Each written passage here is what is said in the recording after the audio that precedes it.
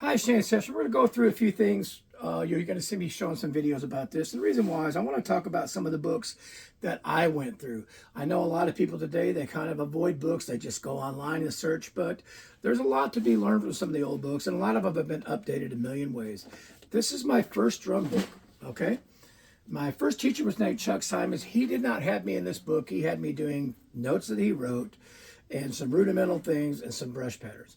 And then he passed me on to one of his students who was Chuck also taught at the college, and Mike Ryan was a student there. And Mike became my teacher, and he put me in this book, Realistic Rock. Now, this came out in 1972 by Carmine Appice, and I still think it has a lot of great, valuable information. It has been updated several times, and I actually have each version of it because I feel like this book is what you make it. You can get a lot of valuable information.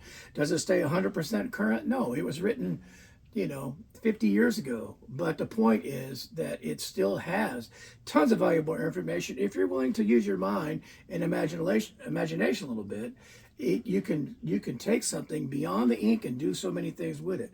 So now I don't even have the binding on this book anymore. I keep it in an envelope. But I did want to talk about that. It's to me, it's very logical in its approach. And one of the things I liked, and Carmine even talked about this when he wrote it. There's a picture of him with a setup, and he said that all the drum books that he ever saw had somebody in a suit with a really short hair, and he didn't identify with that. And growing up, I understand that. So when I saw this, I thought, the pictures of the nice drum set were really cool. It goes through lots of different things with the contents. It gives you the key, but the first section is just basic rock beats that are still pertinent today, still heard on the radio every single day. And it progresses at a very logical rate, okay? And I think that the entire first few parts, it goes through the parts pretty quick. It's got 12 bar exercises at the end of each part. And these exercises are not super practical, but what they do is they get you playing from one transition to another, so that's practical. Obviously, we don't play 12 bars with every single bar being different. But the idea is that it was just a recap is what it was. So he called it a 12 bar exercise. But you could have actually played each bar like 4 times, do a fill and go to the next section and make it more practical if you wanted to. Then it gets into a lot of interchange between the hand and the feet and the 16th notes. And then some of the doubles in your feet like do, ga, do, ga. And then in between the hands, do, got, do, got, do, got, do. So it doesn't always line up. And it quickly, by the time you're in part 5, it gets into this triplets between the hands, ba, very Bonham-ish type stuff. And of course, a lot of this came from Carmine in the first place. I'm not opening up this can of worms. Carmine took a lot of heat for saying that Bonham took his ideas, but Bonham said he took Carmine's ideas. I read an interview where Bonham said that.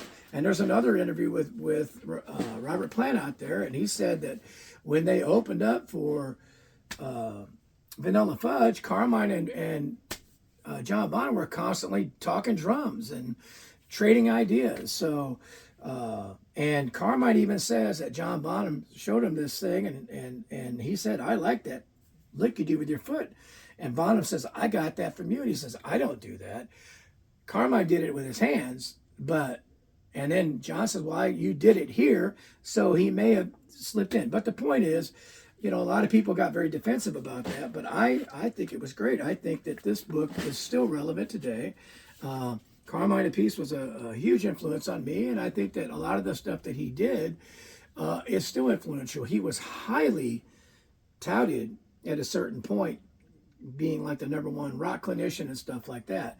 But I still enjoy listening to him play. There's a recent video recording he did with Cactus. I think it's called Tightrope, and it's tremendous. He plays great. So anyway, all that being said, I've always admired Carmine Appice and his drumming, and I still have this book. I have every version of it. I have the DVD version, the video versions. I have the one, I'm not sure, this one didn't even have a record. I think they came out with a floppy record inside after this. And then I think it went to cassette tapes, and each time it was updated and they added more things. And of course, he branched off and had a realistic double feet, realistic reggae, all these other kind of things. But And he kept adding to it. Practice the hand 4 different ways. Do it with your foot. Do this. Do this. So he kept expounding on the same ideas. So the blueprint, the original blueprint, is here. It's a great book. I still recommend it to people. However, I would buy the newer editions that have a lot more information in them. But it's still very relevant information that if you turn on the radio, you're still going to hear a lot of this stuff every single day. I still have my very first copy. Here it is. We'll get into some other books I did as a youngster too, but this is one of them.